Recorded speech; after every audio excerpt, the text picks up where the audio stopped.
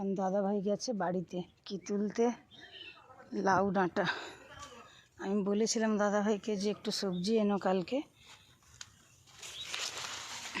তরকারি রান্না করব। বাড়িতে লাউ ডাঁটা হয়েছে। এইগুলো তো ভেন্ডি গাছ, ফুল গাছ। কোনগুলো? হ্যাঁ কাটো, দেখে কাটো। দাও আমাকে দাও, আমাকে দাও, আমাকে দাও, দাও তুমি কাটো ওইগুলো।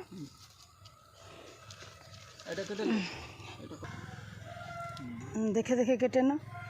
ভালোই মানে গাছটা বেশ ঝাঁকড়া হয়েছে বলো।